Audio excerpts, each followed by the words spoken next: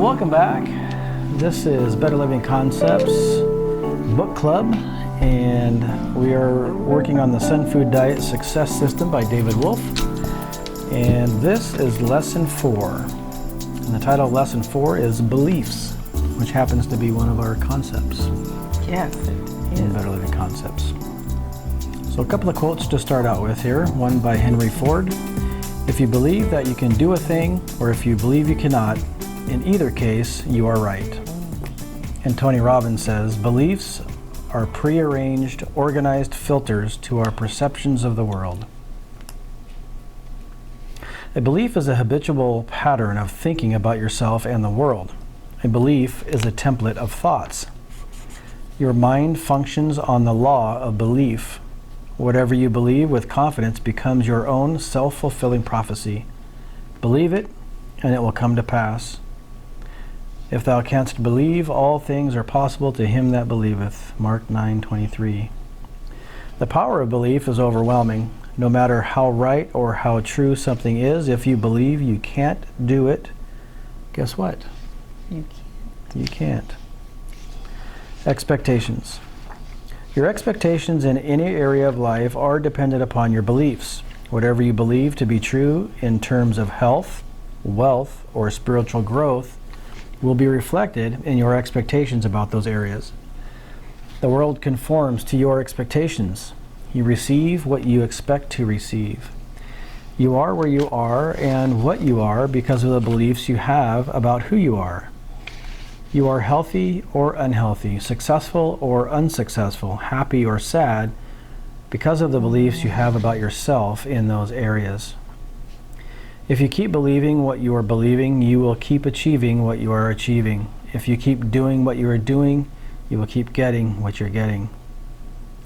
We have, as part of our mind, a filter container called the Reticular Activating System, or the RAS. The RAS contains our belief system. It sensitizes us to certain types of information from our environment that we are tuned into taste, smell, see, hear, and feel. Our experience of an event is not the actual event itself, but a representation of the event after it has been run through the RAS filter of our belief system. Because there are billions of pieces of information coming into our sphere every moment, our belief system determines what we are going to allow to enter our awareness. If it did not filter this out, we would be overwhelmed and surely driven insane by too much information.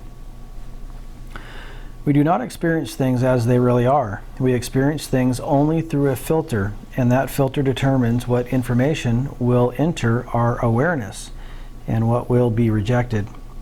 If we change the filter, which is our belief system, then we automatically experience the world in a completely different way. From this understanding about the RAS, we may realize that little in the universe is absolutely known because we think it is real is actually only a reflection of our beliefs in that area. Two insightful sayings state, you don't believe what you see, rather you see what you already believe. And seeing is believing? No, believing is seeing.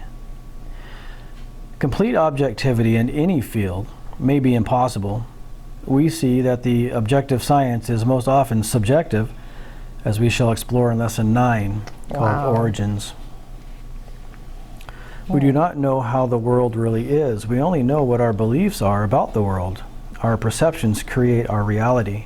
The reality of our day-to-day lives consists of an endless flow of perpetual interpretations that we, as individuals who live in a specific society, have learned to hold in common with other individuals. The world we think we see is only a view, a collective description of the world that we create through our belief systems. Accepting this fact seems to be one of the most empowering things one can do. The reality of our world is not as real or as out there as we believe it is. Reality is only a description. That which is held in our minds as the real world is merely a description of the world, a description that has been developing within us from our first moments. Overcome the illusion. The world may be a far different place than we believe now. Your beliefs determine what you consider real. To believe that the world is only as you think it is now is funny. How many times have you had a belief in your life that turned out to be wrong? To be totally false? How did those beliefs affect your life, your potential? Remember, it is our beliefs that shape and create our reality, so we must choose resourceful and empowering beliefs for ourselves and others. An individual's true beliefs are discovered by what they do, not by what they say. What you truly believe is determined by the actions you take. You always act and think in a manner consistent with your beliefs. This is true even if your beliefs are totally irrational and ridiculous. If you believe anything, then that thing is true for you. Your beliefs affect your physical body. They shape how you look. The cells are constantly changing and reformulating themselves based on the thought template provided by your beliefs. The mind carves the body. The physical body is nothing more nor less than the beliefs we have about it. Not only do the beliefs themselves create the body we have, but the beliefs also induce the actions. The derivative actions have their effect too. The actions of diet, exercise, rest, play, and joy all have their influence. The question is not, what should I believe? The question is, what is useful for me to believe? Beliefs are either effective or ineffective. They either help the achievement of our goals and spiritual desires, or they hinder them. Each mind is a great power in this world. The only thing limiting anyone is their self-limiting beliefs. Holding on to poisonous beliefs shuts out all of the abundance life has to offer. Change your beliefs about what you deserve, and you will attract a whole new reality around you. You can do this by creating a belief paradigm that allows you to live to your highest health potential, physically, emotionally, mentally, and spiritually, in a manner which honors all life forms. As young children, we possess a perfect mind and a perfect memory. It is through limiting beliefs that this potential is dampened. When you overthrow limiting beliefs, you will be returned to a perfect mind and a perfect memory. At any given time, you may regain your extraordinary potential by identifying and writing all your disempowering beliefs and dissolving them into oceans of new knowledge and wonder. Simply refuse to limit yourself in any way. Ideally, we should proceed as if limits to our abilities do not exist. When we have eliminated our own limiting beliefs, then we automatically help those around us eliminate their limiting beliefs. This is another aspect of the principle of life transformation. A change of beliefs on the inside of your mind produces a change of beliefs in other minds. One of the greatest gifts we can give to another is our own strong belief in their potential. By influencing their belief system, we help them achieve their true potential, which makes everybody better off. I attribute much of my success in life to the influence of my Aunt Dee Dee, who consistently instilled confidence in my abilities. Perhaps the greatest gift one can bestow upon another is to instill confidence by saying, I believe in you. You are something special. You can do it. Wow. Action steps for lesson 4, beliefs. Number 1, you have beliefs about how you look. What is a good weight for you? How much you should eat? What types of foods you should eat? And how much you should exercise? What are they? Write them down in your journal. Ask yourself, how can I immediately and powerfully improve or replace these beliefs and enjoy the process? Write down the answers to this question for each belief and act upon them immediately. Yikes. Number 2, identify 5 limiting beliefs in writing in your journal. Replace each limiting belief with a one-sentence empowering belief. For example, if your old belief was, I am too fat, change it to, I am daily making choices which make me look excellent. And number 3, tell all the special people around you that you believe in them. Tell them how special they are to you. Sincerely help and support them. By the universal karmic law, the law of reciprocity, What you send out will come back multiplied. This is the way to receive the belief and support you deserve. Here ends the reading. That was short and to the point. Really just total of 3 pages. But that was packed. That had nuggets almost on every paragraph. Yeah. Oh my goodness. I really appreciated when he started into the question is the question is not what should I believe, the question is what is useful for me to believe. Yeah. That was huge. Oh my goodness. Well, I mean, the first part, I've always liked that Henry Ford quote, if you believe you can do a thing, or if you believe you can't do it, either way you're correct. Yeah. And then of course, Mark 9:23, that's such a core part of Jesus's message, is such a core, the whole faith belief thing is such a core part, it seems like, of what he was there to teach his disciples. Yes. And it kind of makes you wonder, does Christianity have the real, because Jesus focused so much on this whole belief and manifestation thing. Yeah. It does kind of make you wonder sometimes, at least makes me wonder what Well, when you consider the miracles that he performed, his first miracle, turning the water into wine. How does that happen? Yeah, that's some pretty amazing belief, faith, power, right? Yeah. There's a power that's infused by the belief. Yeah. So in some ways, it's kind of like David Wolfe is kind of walking around. I don't want to say he's a messiah, but he's kind of a messiah of wellness, right? Yeah. Okay. You know what I mean? Yeah. Like he's come on the scene. Yeah. As this guru, and I mean Jesus was to a large degree this faith promoting guru, you could say, right? Yeah. I mean, he was a lot more, but that's such a core part of his message. And here you've got David Wolfe, in this book, starting it out with this whole faith concept. Yeah. And in essence, it is the gospel. And if you look, I suspect as we go through the rest of this book, we're going to see the footprints of our Creator, or the fingerprints of our Creator, throughout the rest of this book. Interesting. Yeah. Because they're all natural laws. Yeah. And I mean, I for one have no doubt that the Creator exists, that God exists, and when you look at things around this world, I mean, just look at a tree or a forest of trees and what we know about trees these days and how they communicate. And every single species you look at, every single individual of that species is different. Not one is the same.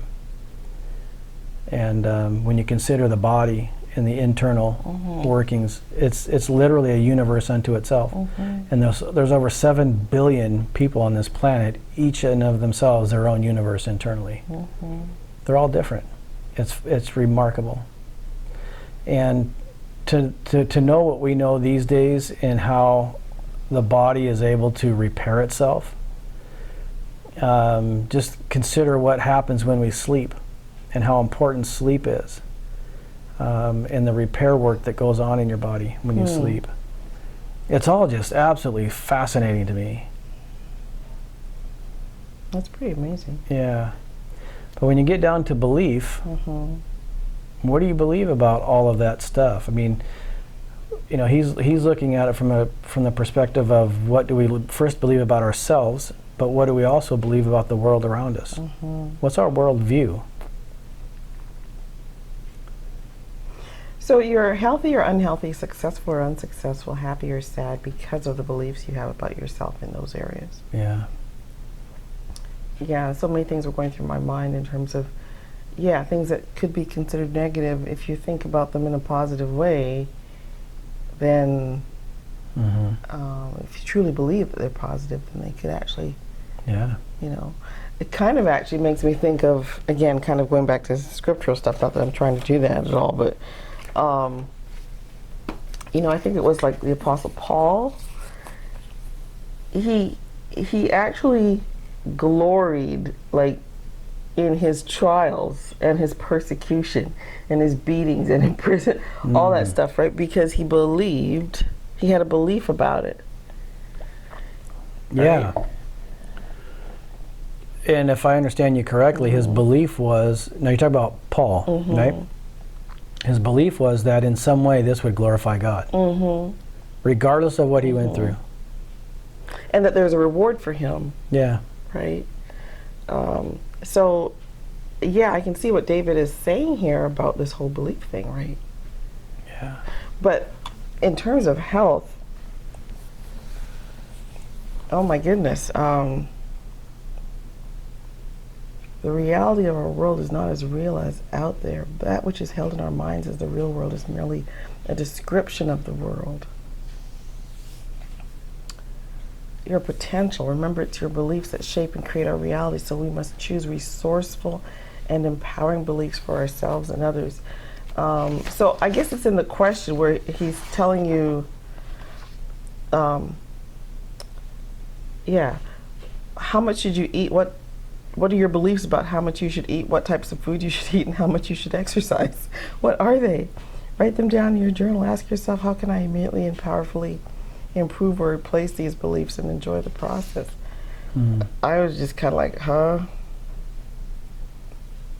I feel like I'm kind of on this fence of because what I believe pretty much comes from health books and stuff. So I'm not exactly sure how to do that, because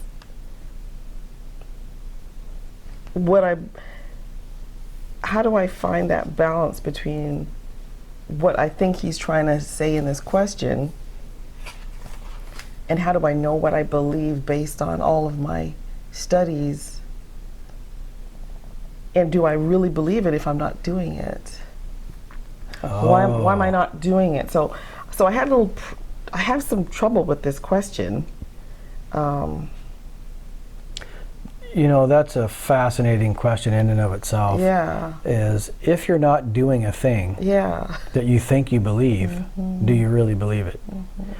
The answer to that is probably no, that you don't truly believe it, or at least that you don't believe it to a point that it motivates you to actually take action on it. Yeah. And if I'm not doing what I believe is actually correct or right to do, what does that do to my belief about myself? Right. Right? Am I going to then think I'm a loser? That's a great question. Right? Because I know this is what I should be doing? Yeah. I mean, we as humans have the potential way beyond anything that we can imagine. And I've heard it talked about in the sense that, let's say you want to walk 10 miles. Well, you don't try to walk the 10 miles. You walk the first mile first, and then you walk another mile, right? So you do it in chunks. But I guess I kind of lost my train of thought there, but anyway, I had another thought, but it escaped me. But I'll just say this, though. One of the other things that he says in relationship to beliefs, on the other side of that coin is the limiting beliefs. And it's our limiting beliefs, I believe, that is what you're talking about. We know a thing to be true, but yet if we don't do it, there's something that's limiting us. And as he spoke about earlier in the book, there's the whole process of understanding what the root cause is and plucking up that root. So I was going to talk about this here. Change your beliefs about what you deserve, and you will attract a whole new reality around you. So maybe that's connected with that, right? Because if I believe that this is a superior way of eating, and I'm not doing it, maybe I don't feel like I deserve that. Wow. Right? You can do this by creating a belief paradigm that allows you to live to your highest health potential, physically, emotionally, mentally, and spiritually, in a manner which honors all life forms, not only, creatures, but yourself. I thought this was interesting. As young children, we possess a perfect mind and a perfect memory. It is through limiting beliefs that this potential is dampened. When you overthrow limiting beliefs, you'll be returned to a perfect mind and a perfect memory. That's a whole world to explore right there. Yes. I do remember, when kids were little, especially Steele. I remember there's so many things he said that made me wonder, where's this guy been? Because I thought I know everything he's experienced, right? Wow. And he'd be telling me about these things, like being in this car thing and at this. He was telling me all this stuff, and I just remember thinking. And he was young, right? Like 3, 4, something like that? Younger. Oh, wow. He just barely started to talk. Wow. And he'd be telling me this stuff. It just kind of stuck in my mind because it was like he had had these experiences, Now, let me just clarify something. Are you thinking or talking about that he may have had experiences while in the womb kind of thing? Or just things that I didn't know what to do with it. he may have experienced in his first year that he was able to articulate? You don't know. It's unexplainable. He had, put it this way, he had not experienced that in real life because I had been with him every single minute of all those years, right? I knew he hadn't experienced it. It made me wonder really about reincarnation. Like it literally made me wonder. Even though that was not part of my belief system, that was one of the things I kind of come back to when I think about the things he told me. Because I remember that going through my mind at one point, like, has this kid been here before? Like, wow. It was really interesting. But anyways, that's kind of getting off topic, except that when I read this sort of thing, like David's put in here, when you overthrow limiting beliefs, you'll be returned to a perfect mind and perfect memory. It's kind of like, I've heard people say that memory goes away as we get older, that all younger children have it, right? Yeah. And it begins to go away. Yeah. I loved the coaching element. I consider it coaching when you, because I believe when you tell someone that you believe in you, you believe in them, right? As I was reading that, I thought about my brother, who's dealing with some challenges with his health. He's in his 60s now, and he's experiencing some things that most 60-year-olds don't experience. And I saw myself, in a way, being able to reach out to him with a different mindset than I have been. You know what I'm saying? Like, say, for example, in our current times with the whole COVID situation, he's being very careful about who he lets into his home. Sure. Right? And so I haven't had a chance to see him in months. And but maybe over a Zoom call, we might be able to have a conversation with him where we can encourage him in some way. I think that conversation, I'll say this, I think that conversation will be different now after having read this. Oh, okay. That's what I'm saying. Interesting. And so I would be more intentional about relaying to him certain messages that might help benefit him in his health recovery. Interesting. Yeah. Okay. Well, when we have eliminated our own limiting beliefs, then we automatically help those around us eliminate their own limiting beliefs. Yes. This is another aspect of the principle of life transformation. A change of beliefs on the inside of your mind produces a change of beliefs in other minds. Mm-hmm. Every single one of these paragraphs was like, key, key, key, key. Yeah. Each mind is a great power in this world. The only thing limiting anyone is their self-limiting beliefs. Holding on to poisonous beliefs shuts out all of the abundance life has to offer. I mean, Well, that's kind of what we were saying when we first dove into the conversation about the chapter. The first thing we said was that every paragraph here was loaded. yeah. It's only 3 pages, but my goodness. So we really need to be doing these exercises. Yes. I think we really should. Identify 5 limiting beliefs in writing in your journal. Well, I think what I would like to do, one of the other things that we are doing concurrent with this is creating our life book. And in our life book, we are looking at several different aspects of our life and asking 4 basic questions for each one and allowing ourselves to create a life vision. And if we implement these questions alongside that, even in the same journal, we could kind of do it simultaneously and they could coexist. These questions would help influence that life book vision, that life vision. Very powerfully, I think.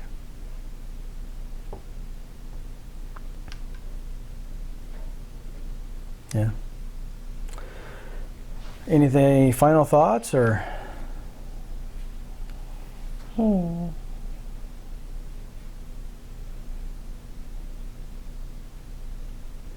At any given time, you may regain your extraordinary potential by identifying in writing all your disempowering beliefs and dissolving them in oceans of new knowledge and wonder. Simply refuse to limit yourself in any way. Ideally, we should proceed as if limits to our abilities do not exist.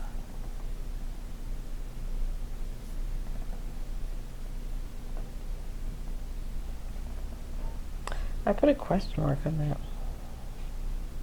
Tell me more.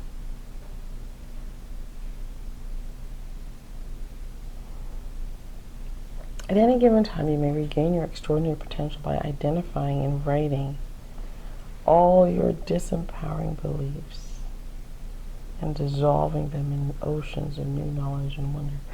How do you dissolve them in oceans of new knowledge and wonder? Simply refuse to limit yourself in any way. So he's suggesting you write it down. Mm-hmm. And ideally, we should proceed as if limits to our abilities did not exist. I wonder why he says to write them down, because it almost would seem to me that writing things down would actually make them stronger. It would solidify them? Yeah, but then he's saying to dissolve them. To me, writing them down gets them outside of yourself. Okay. Identify all your disempowering beliefs. For me, if I were to write that down, first off, there's a process of identifying what they are, right? And it's almost kind of the same concept as the 12-step principle, if you will. There's a process where you first have to recognize and call a thing what it is. And then you just flood it. In this instance, in this paragraph, you flood it with the knowledge that overcomes it. If you're able to identify it, you're able to then research, if you will, the antithesis of it. Yeah. And flood it or put it out to sail into the ocean of this new knowledge. Okay. Is that it? All right, well, that ends lesson 4, beliefs in the Sunfood Diet Success System by David Wolfe. Our next lesson will be lesson 5, and it's called Goals. And that next lesson. Thanks for joining us.